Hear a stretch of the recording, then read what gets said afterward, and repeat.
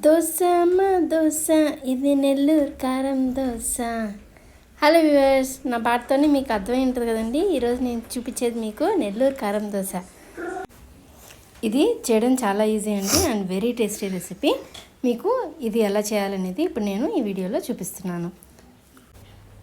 దీనికోసం నేను ఒక 2 పెద్ద సైజు ఉల్లిపాయలు, ఒక చిన్న టమాటో, ఒక 15 ఎండుమిర్చి తీసుకొని వాటర్లో మంచిగా వాష్ చేసి ఎండుమిర్చిని మిక్సీ జార్లో వేసానండి. ఇదిగోండి ఆ టమాటో ఒక 4 పీసెస్ లాగా కట్ చేసి వేసాను. ఆనియన్స్ కూడా కొంచెం పెద్ద పెద్ద ముక్కల్లానే కట్ చేసి మిక్సీ జార్లో వేస్తున్నాను.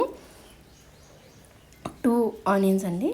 తర్వాత ఒక 2 స్పూన్లు జీలకర్ర వేయాలి. తర్వాత 1 స్పూన్ ధనియాలు వేయాలి. తర్వాత ఒక 1/2 స్పూన్ అంటే మనకి రుచికి సరిపడా సాల్ట్ వేసుకోవాలి. దీన్ని ఇలాగా కొంచెం కచ్చాపచ్చగా ఉండేటట్టుగా, అంటే మరీ మెత్తగా వేసుకోకూడదండి, ఇలాగా మనం చట్నీ చేసి పెట్టుకోవాలి. ఇప్పుడు దోశ పోయడం చూద్దాం. స్టవ్ మీద పాన్ పెట్టి దానిలో నేను ఇప్పుడు దోశ పోస్తున్నానండి. పాన్ కొంచెం మంచిగా హీట్ అయిన తర్వాత మీరు దోశ మామూలుగా వేసేసేయండి. తర్వాత కొంచెం కుక్ అయిన తర్వాత ఇప్పుడు మీరు కారం ఉంది కదండి, ఈ కారం మంచిగా స్ప్రెడ్ చేయాలి.